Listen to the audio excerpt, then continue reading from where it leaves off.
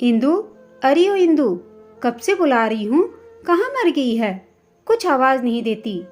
बरबराती हुई आरती कमरे से बाहर आई तो देखा इंदु रसोई घर में फर्श पर उकड़ू होकर बैठी है और उसकी आंखों से झरझर आंसू बह रहे हैं। आरती ने कहा, क्या हुआ? ये टसवे क्यों बहा रही है?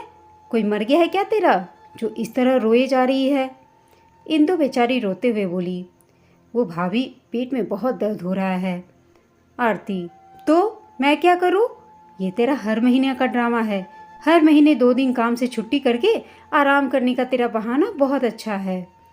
इंदु, भाभी, मैं बहाना नहीं कर रही, सच में बहुत दर्द हो रहा है।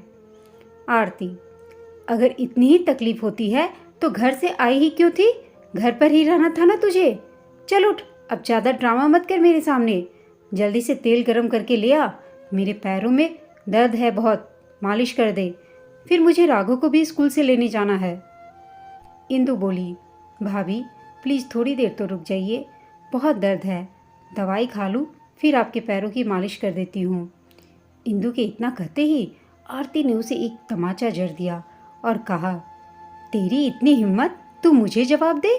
तू एक नौकर है, नौकर, समझी? हर महीने तेरे घर पैसे भेजते हैं हम, तेरा खाना कपड़ा देते हैं। काम नहीं करेगी तो क्या तेरी पूजा करेंगे हम? आराम करना है तो अपने घर वापस चली जा।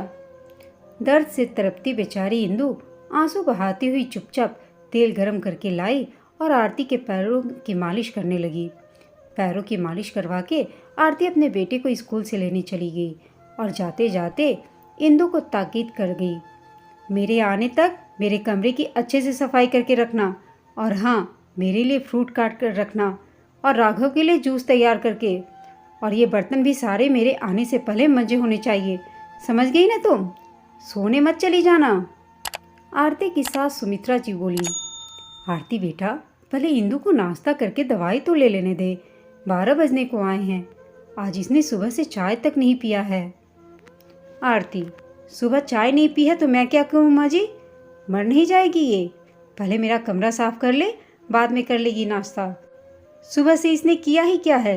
एक नाश्ते बनाने में आपकी हेल्प की है और कपड़े ही तो धुले हैं इसने। आरती ऐसा कहकर निकल जाती है बेटे को स्कूल लाने के लिए और सावित्री जी चुपचाप रहकर अपने काम में लग जाती हैं। इसी तरह रोज का यही काम था। आरती अक्सर इंदु को डांटती रहती, कभी कभी तो उस पर हाथ भी उठा देती थी। एक बार आरती अपने बेटे राघव को स्कूल से लेकर आ रही थी तो उसका कार से एक ट्रक से टकरा गया और आरती और राघव दोनों ही बहुत बुरी तरह से चोटिल हो गए। यहाँ तक कि डॉक्टर ने राघव को जवाब तक दे दिया कि वह बहुत सीरियस है, अब तो भगवान ही कुछ कर सकता है। सभी परिवार में आरती और राघव के लिए चिंतित हो गए। सभी की आंखों में आंसू हैं। आरती 2 दिन तक तो ठीक होकर वापस घर आ गई, मगर राघव अभी तक खतरे में है। ना जाने कब क्या हो जाए। किसी के अंदर अन्न का एक दाना तक नहीं जा रहा। तीसरे दिन इंदु खाना बनाकर अस्पताल ले गई और जबरदस्ती सबको थोड़ा थोड़ा करके खिलाई। आरती, आंटी जी, अंकल जी, भैया भाभी, आप विश्वास कीजिए, हमारे राघव को कुछ नहीं होगा, मेरा मन कहता है। इंदु बोली, ईश्वर इतना निर्दयी नहीं हो सकता। आप सब थोड़ा सा कुछ खा लीजिए, वरना आप सब भी बीमार पड़ जाएंगे। फिर राघव बाबा का ख्याल कौन रखेगा और आरती दीदी का ख्याल कौन रखेगा? इस तरह कहकर इंदु ने सबको थोड़ा थोड़ा करके खाना खिला दिया और ईश्वर की कृपा से 72 घंटे बाद राघव भी खतरे से बाहर हो गया।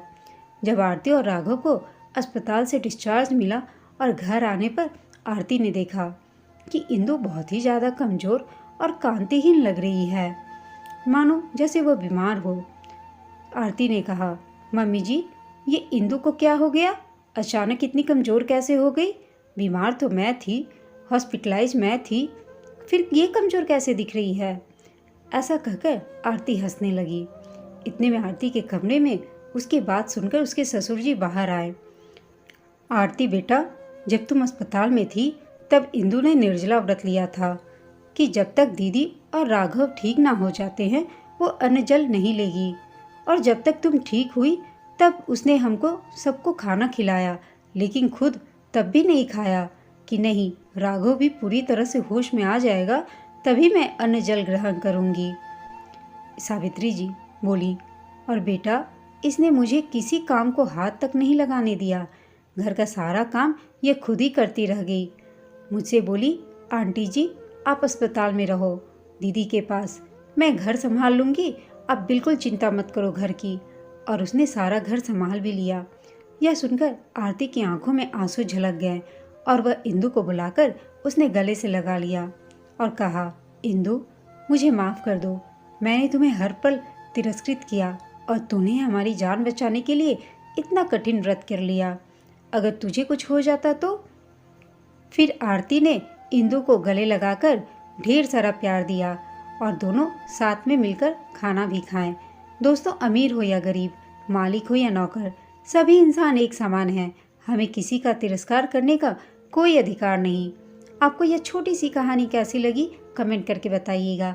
साथ ही कहानी अच्छी लगी हो तो इसे लाइक, शेयर और चैनल को सब्सक्राइब अवश्य कर दीजिएगा। कहानी सुनने के लिए आप सबका धन्यवाद।